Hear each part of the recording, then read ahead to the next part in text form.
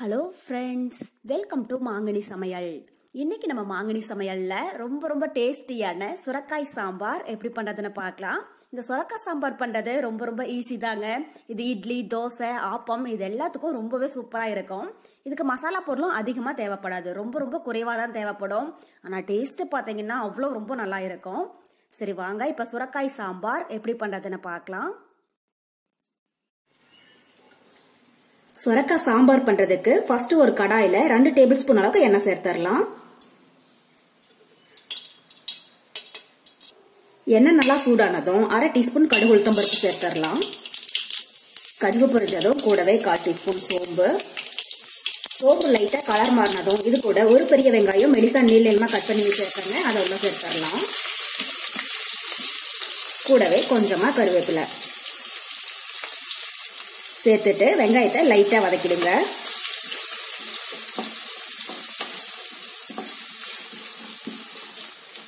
வெங்காயம் ரொம்பவே பொன்னிறமா வதங்கக்கூடாதுங்க, லைட்டா கண்ணாடி மாதிரி ஆகிற அளவுக்கு வதங்குச்சுன்னா போதும். பாருங்க இப்ப வெங்காயம் ஓரளவுக்கு லைட்டா வறுபட்டுருச்சு. இப்ப இது கூட மீடியம் சைஸ்ல ஒரு தக்காளி பொடியா கட் பண்ணி வச்சிருக்க, அதெல்லாம் சேர்த்துடலாம். சேர்த்துட்டு தக்காளியை லைட்டா வதக்கிடலாம். தக்காளி அதிகமா சேர்க்க வேண்டாங்க, மீடியம் சைஸ்ல ஒன்னு சேர்த்தீங்கனாலே போதும்.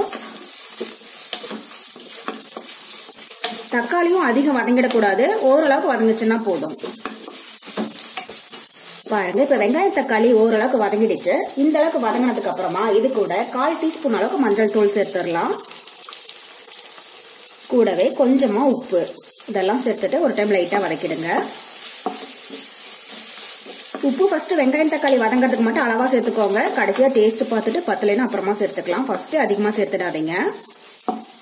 பாருங்க இப்ப வெங்காயம் தக்காளி நல்லா வதங்கிடுச்சு.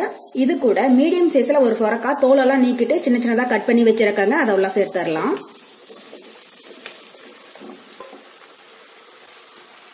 சொரக்காயில தோலெல்லாம் நீக்கிட்டு சேர்த்துக்கோங்க, குழந்தைங்க அப்பதான் ரொம்பவே விரும்பி சாப்பிடுவாங்க. நம்ம தோலோட சேர்க்கிற போது காய் என்னதான் நல்லா வெந்தாலும் அந்த தோல் கொஞ்சம் நறுக்கு இருக்கும், அதனால குழந்தைங்க காய் நல்லா இல்லைன்னு அதை ஒதுக்கிடுவாங்க.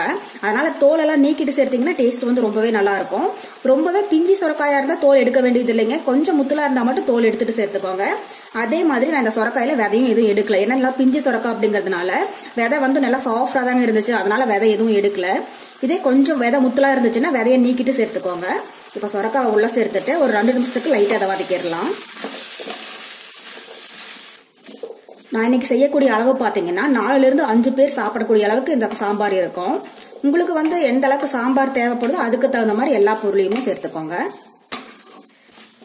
பாருங்க இப்ப சொரக்காய் லைட்டா வதங்கிடுச்சு. இப்ப இது கூட 1/2 கப் அளவுக்கு தண்ணி சேர்த்துடலாம். தண்ணி அதிகமா சேர்க்க வேண்டாங்க, நமக்கு சொரக்காவே நல்லா தண்ணி விடும், அதனால 1/2 கப் அளவுக்கு சேர்த்தீங்கனாலே போதும். தண்ணி சேர்த்துட்டு ஒரு டைம் லைட்டா கலந்து விட்டுடுங்க. லைட்டா ஒரு டைம் கலந்ததுக்கு அப்புறமா கடாயுடைய மூடி போட்டு மூடி வச்சிடலாங்க. மீடியம் ஹீட்லயே ஒரு 5 நிமிஷம் இருக்கட்டும். இந்த டைம்ல நம்ம சாம்பாருக்கு வேணுங்கிற தேங்காய் எல்லாம் அரைச்சு எடுத்துக்கலாம். ஒரு 5 நிமிஷம் இது இருக்கட்டும். இப்ப ஒரு மிக்ஸி ஜார்ல 1/2 மூடி தேங்காய் துருவி வச்சிருக்கேங்க, அதை உள்ள சேர்த்துடலாம்.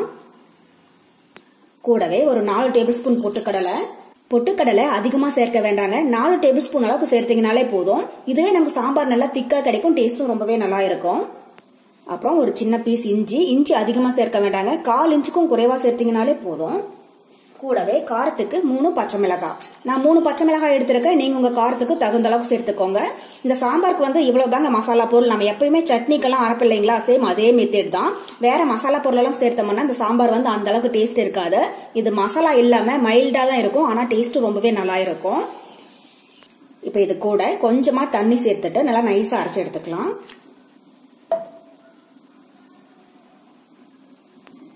பாருங்க இப்ப தேங்காவை நல்லா நைஸா அரைச்சு எடுத்தாச்சு. இந்த சைடு நம்ம சொரக்காவும் இப்ப ஒரு 5 நிமிஷம் போல நல்லா வெந்திருக்குங்க. பாருங்க சொரக்காய் இப்ப பாதி அளவுக்கு நல்லா வெந்துருச்சு. இந்த அளவுக்கு நல்லா வெந்ததுக்கு அப்புறமா நம்ம அரைச்சி எடுத்து வச்சிருக்க தேங்காய் விழுத உள்ள சேர்த்துடலாம்.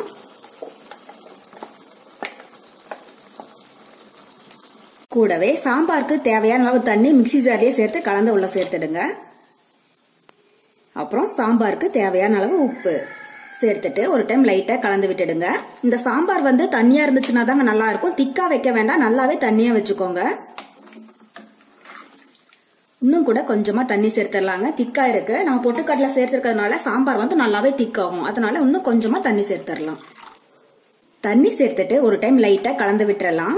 இந்த டைம்ல சாம்பாரை கொஞ்சமா டேஸ்ட் பண்ணி பாருங்க. உப்பு காரம் குறைவா இருந்தாலும் கொஞ்சம் சேர்த்துடுங்க. இப்ப திரும்பவும் கடாயோடைய மூடி போட்டு மூடி வச்சிடலாங்க. மீடியம் ஹீட்லயே ஒரு 5 நிமிஷம் இருக்கட்டும். 5 நிமிஷத்துக்கு அப்புறமா எப்படி இருக்குன்னு பார்க்கலாம். 5 நிமிஷம் இருக்கட்டும். பாருங்க, இப்ப 5 நிமிஷம் போல ஆகிடுச்சு. மூடி ஓபன் பண்ணி பார்க்கலாம். அவ்வளவுதாங்க, நம்ம சொரக்காய் சாம்பார் ரொம்பவே சூப்பரா ரெடி ஆயிடுச்சு. சொரக்காய் நல்லா சாஃப்டா வெந்து வந்திருக்கு. சாம்பார் வந்து இந்த அளவுக்கு கொஞ்சம் தண்ணியா இருக்கிற மாதிரி வச்சுக்கோங்க. ஆறுச்சுன்னா இது கொஞ்சம் திக்காயிடும். இப்ப சாம்பார் ரெடி ஆயிடுச்சுங்க. கடைசியா பொடி பொடியா கட் பண்ணன கொஞ்சம் மல்லி இலை தூவி விட்டுட்டு ஸ்டவ் ஆஃப் பண்ணிடலாம்.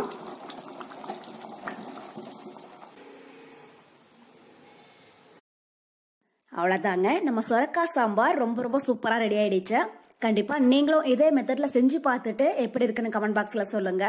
என்னுடைய இந்த ரெசிபி வீடியோ உங்களுக்கு பிடிச்சிருந்தா லைக் பண்ணுங்க. உங்க ஃப்ரெண்ட்ஸும் கூடயும் நிறைய ஷேர் பண்ணுங்க. மறக்காம மாங்கனி சமையலுக்கு சப்ஸ்கிரைப் பண்ணுங்க. நன்றி.